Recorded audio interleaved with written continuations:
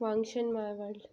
चलो love story of werewolf and vampire Wangxian FF के part 8 को स्टार्ट करते हैं। सारे ईलिंग के लोगों ने एक फीस्ट का आयोजन किया। फीस्ट देर रात तक चलता है। फीस्ट के शुरुआत में सारे ईलिंग के लोगों ने वांगजी को हुंगवानजुन और विभूषण को ईलिंग पैट्रियार्क की उपाधि से सम्मानित किया और ईलिंग के लोग वांगजी को ग्यूचेन और एक स्वॉर्ड बीचेन देते हैं और विभूषण को एक फ्लूट जिसका नाम चैंचिंग होता है वो देते हैं और एक स्वॉर्ड सुबियान देते हैं जिसे उन सभी लोगों ने एक बहुत बड़े साधु बाबा से लिया था। समय ऐसे बीतता जाता है।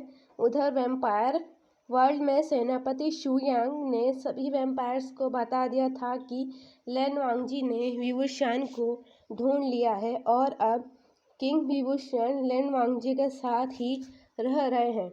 तो वैम्पायर वर्ल्ड के लोगों को लैन वांगजी से कोई प्रॉब्लम नहीं थी। दूसरी तरफ वेयरवुल्फ वर्ल्ड में जिस दिन वांगजी ने चिरेन के गंदे प्लान के बारे में क्लाउड रिसेस में बताया था और वांगजी ने क्लाउड रिसेस को छोड़ दिया था, तब से शिचैन चिरेन से नाराज हो गया था। उसने अंकल से भी बात करना बंद कर दिया था, पर चिरेन पर अब भी किसी बात का कोई फर्क नहीं पड़ता था। वो अभी भी वांगजी और विभूषण की मैरिज न होने का फैसले पर अटल था। उधर दूसरी तरफ ईलिंग में अब वांगजी और विभूषण की बदौलत ईलिंग में से बहुत सारे इविल स्पिरिट्स का खात्मा हो चुका था। बीइंग और वांगजी खुशी खुशी ईलिंग में ही रह रहे थे। वो अपनी प्रोफेसी को पूरा करने का भी सोचते हैं। वे दोनों एक दिन एक छोटी सी बैठक बुलाते हैं जिसमें वे सारे ईलिंग के लोगों के सामने अपनी शादी करने की घोषणा करते हैं। दोनों एक छोटी सी वेडिंग सेरेमनी करवाना चाहते थे जिसमें सारे ईलिंग के मेंबर्स ही होंगे। सभी एग्री भी हो जाते हैं और ईलिंग में अब विभूषण और वांगजी की वेडिंग की तैयारी होने लगती है। सारे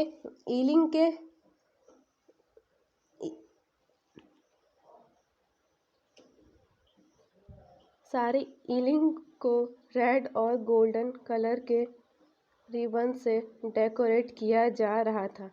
वांगजी और विंग ने अपने वेडिंग गाउन भी दर्जी से सिलवाने को दे दिए थे।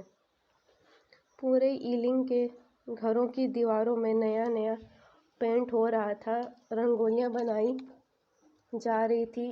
तरह तरह के खाने और मिठाइयाँ व तरह तरह के फलों के रसों और शराबों का ऑर्डर भी दे दिया गया था। अब दिन ऐसे गुजरने लगते हैं। एक दिन सेनापति शू यांग विभूषण और लैनजान से मिलने जाता है। ईलिंग पहुंचकर शू यांग को विभूषण और वांगजी की मैरिज के बारे में पता चलता है, जो कुछ वीक्स के बाद होनी है। शू यांग दोनों को कांग्रेस विश करता है। कुछ देर बातें करने के बाद शू यांग चला जाता है। जाने से पहले शू यांग वांगजी और विभूषण से कहता है कि मैं वैम्पायर वर्ल्ड में जाकर विभूषण की डावरी को भिजवाता हूँ। वो हंसते हुए चला जाता है। विभूषण और वांगजी भी शू यांग की बातें सुनकर हंसने लगते हैं। उधर वेयरवुल्फ वर्ल्ड में शिचैन को वांगशन का पता चल जाता है और वो बिना किसी लैन मेंबर्स को बताए वांगशन से मिलने ईलिंग चला जाता है। वहां पहुंचने पर शिचैन को वांगशन की मैरिज का पता चलता है, जो कुछ वीक्स के बाद है। पहले तो शिचैन दोनों की तरफ शॉकली देखता है। उसके बाद शिचैन भी दोनों को खुशी खुशी से कांग्रेस विश करता है। कुछ देर बातें करने के बाद शिचैन भी ईलिंग से चला जाता है।